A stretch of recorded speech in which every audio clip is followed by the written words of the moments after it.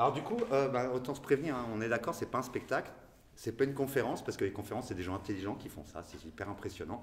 Juste une petite causerie. Parmi nous, hein. Hein? Attention là, Eric, quand même. Quoi? Il y a 7 conférences, donc tu vas pas vexer les invités. Hein. Je suis en train de dire qu'ils sont intelligents, pas moi. Non, je voulais juste partager ouais, des questions qui m'ont, qui m'habitent, qui des fois m'ont fait couture et rasoir à l'intérieur dans cet étrange métier de raconter des histoires, ce qui est pas simple, quoi. Enfin, ce qui en fait est pas si simple. Alors, forcément, j'ai mon anti-sèche, hein, parce qu'on n'est pas à l'école.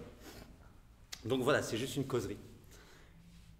Et pour présenter cette causerie, j'ai besoin de présenter un bout du chemin. Et le chemin, il commence avec un ado de 17 ans, comme j'espère sont tous des ados, plein de rêves, plein d'utopie. On est arrivé sur une planète qui est tellement belle, quoi. Et là, il ouvre les yeux. Il ouvre les yeux et il voit ces villes grises, ces espèces de clapiers dans lesquels les gens sont entassés. Il voit les gens qui ont faim, certains qui ont froid, pendant que d'autres ont le ventre plein. Il voit des gens, même ceux au ventre plein, qui rentrent ce soir après une longue journée au travail, avec l'air décomposé, comme si leur rêve avait été piétiné. Enfin, l'impression que ça insultait la vie, tout ça. C'était un tel gâchis. Un tel gâchis, ça valait même pas le coup de vieillir là-dedans, quoi. Alors, quand j'ai commencé à voler de mes propres ailes, j'ai cherché une raison pour vieillir. Une raison pour couper cette crête que j'avais sur la tête et qui me faisait dire vivre libre et mourir jeune, comme dans les chansons des Berus. Donc j'ai cherché. Et je dois dire qu'en France, j'ai trouvé des gens, quelques-uns, pas beaucoup, hein, mais j'en ai trouvé quelques-uns. Des gens qui avaient vieilli, je me disais, waouh, c'est possible. Mais c'était que des individus. Et c'est quand, par une succession de hasards, vous savez ce que ça veut dire le mot hasard? C'est un mot arabe.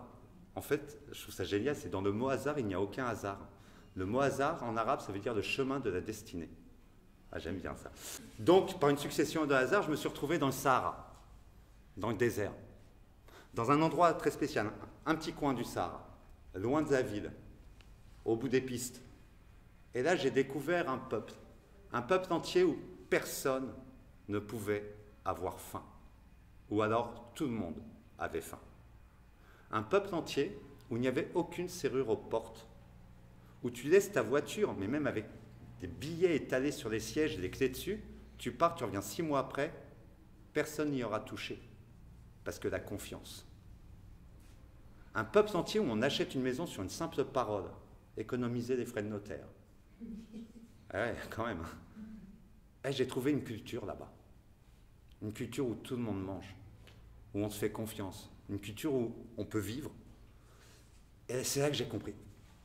En tout cas, que j'ai cru comprendre que le problème dans nos pays, le problème en Occident, le problème en France, c'est que la culture était malade.